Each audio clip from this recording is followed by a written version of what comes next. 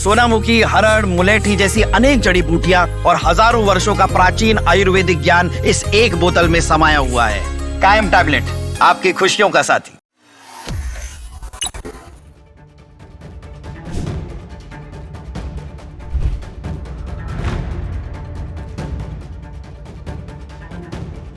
पाकिस्तान में ऑपरेशन सिंदूर का खौफ अभी भी जारी है। पिनाका की पावर से मुनीर की सेना टेंशन में आ गई। पाकिस्तान ने तैमूर मिसाइल का परीक्षण कर बड़ा दावा किया है। भारत के पास ब्रह्मोस और कई खतरनाक हथियारों का जखीरा है, जिससे पाकिस्तान खौफ में रहता है।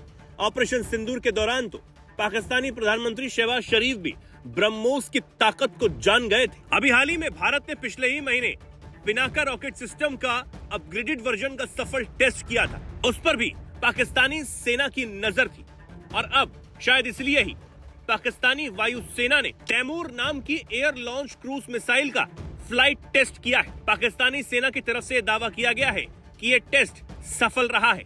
साथ ही पाकिस्तान के इंटर सर्विसेज पब्लिक रिलेशन ने इसे राष्ट्रीय एरोस्पेस और रक्षा क्षमताओं में एक बड़ा मील का पत्थर बताया है। अब पाकिस्तान ने अपने इस तैमूर मिसाइल को लेकर यह भी दावा किया गया है कि यह पूरी तरह से स्वदेशी रूप से विकसित है।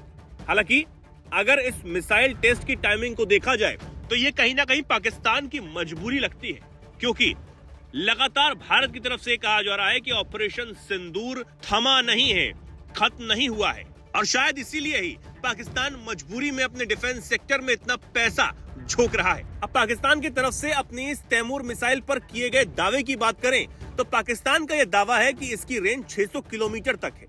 ये जमीन और समुद्र दोनों पर सटीक हमला कर सकती है। ये एक एयर लॉन्च क्रूज मिसाइल है। वहीं बताया जा रहा है कि ये नेविगेशन और गाइडेड सिस्टम से लैस है। इसी के साथ ये कम ऊंचाई में उड़ान भरने में भी सक्षम है। पाकिस्तान ये भी दावा करता है कि ये डिफेंस सिस्टम से बचने में भी सक्षम है।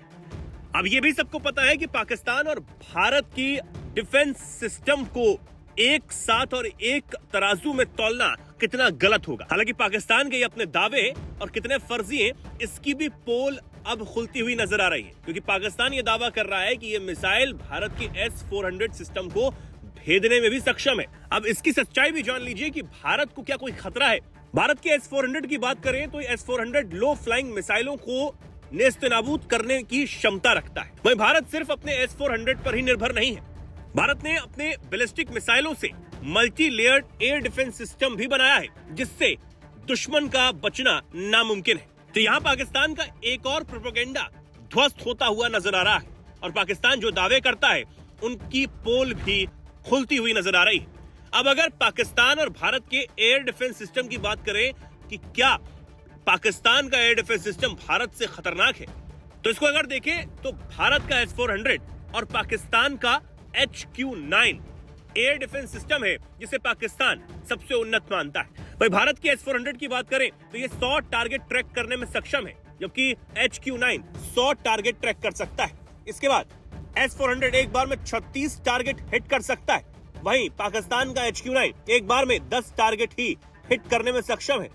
S-400 के रडार डिटेक्शन की बात करें तो इसका रडार डिटेक्शन की रेंज 600 किलोमीटर तक है, जबकि HQ-9 की रडार डिटेक्शन रेंज 150 से 200 किलोमीटर ही है। वहीं भारत का S-400 40 से 400 किलोमीटर की मारक क्षमता वाला है। वहीं HQ-9 25 से 125 किलोमीटर की रेंज वाला ही है। यानी कि यहाँ भी पाकिस्तान का एयर डिफेंस सिस्टम भारत के एयर डिफेंस सिस्टम के सामने नाकाम साबित होता हुआ नजर आ रहा है। हालांकि पाकिस्तान ने जो तैमूर मिसाइल का परीक्षण किया है उसको लेकर सोशल मीडिया पर उसकी खिल्ली भी उड़ाई जा रही है। भले ही पाकिस्तान ने इसके सफल परीक्षण को लेकर दावा किया हो, लेकिन कहा यह जा रहा है कि परीक्षण के दौरान मिसाइल टारगेट एरिया में सटीकता से गिरी ही नहीं और इसे लेकर सोशल मीडिया पर पाकिस्तान का खूब मजाक उड़ रहा है। अब पाकिस्तान की तैयारी कुछ भी हो, लेकिन भारत पूरी तरह मजबूत है और हर तरफ से तैयार भी।